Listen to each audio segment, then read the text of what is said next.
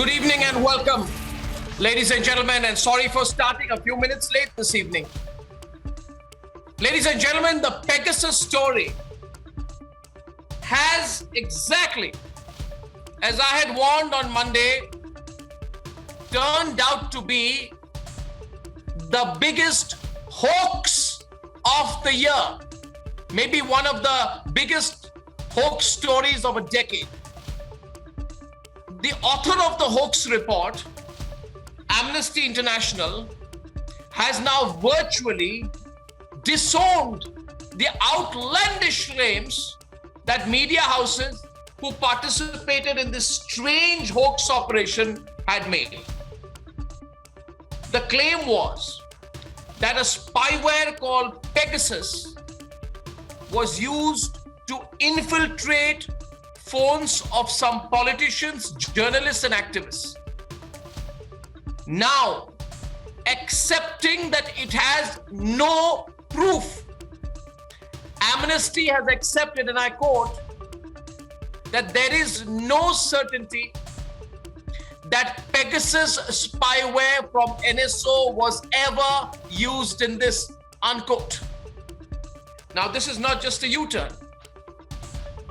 It is absolutely outrageous to orchestrate hype by putting out an untruth out there in the public domain and to create a sense of public and political unrest by making claims that are proven to be based in absolute speculation is a violation of the basic ethics of journalism.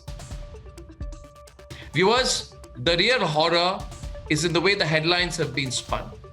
Headlines, when written with the deliberate attempt to escalate hype, are optical illusions.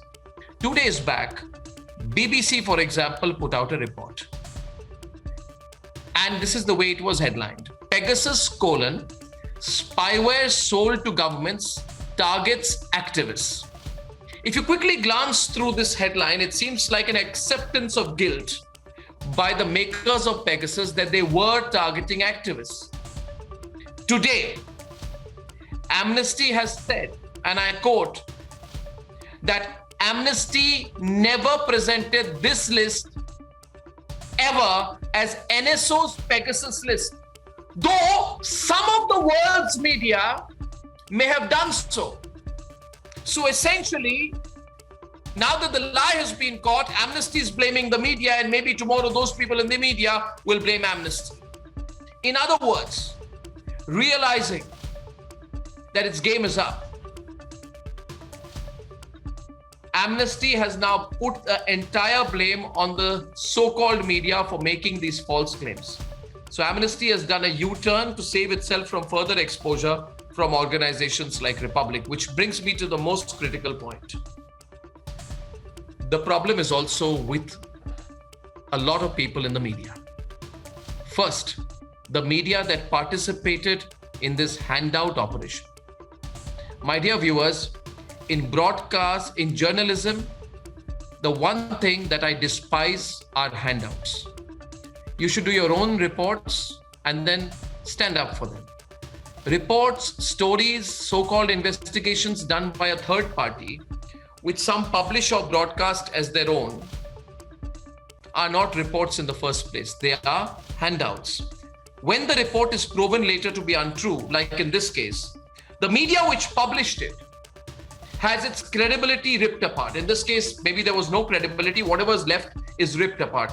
Handout journalism is not journalism. It is the lowest form of editorial compromise. And those who did it and are exposed, therefore, must evaluate their actions. The second point I want to make tonight is that some in India believe that when there is anything that has a foreign tag to it, if a foreign newspaper, a foreign agency, a foreign NGO, an unknown foreign group, you don't know what their background is, whenever there's a foreign angle to anything, it necessarily needs to be true.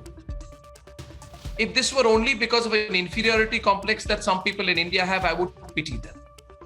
However, in this case, I personally think that a section of the Indian media fell for this gigantic hoax because they felt that it was a useful card to play against an elected government that they despise.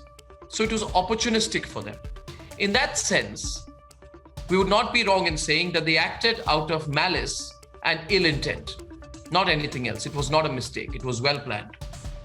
Viewers, to all those congratulating Republic today, the Republic Media Network, for being the first to call out this hoax, thank you very much. We were just doing our job as usual.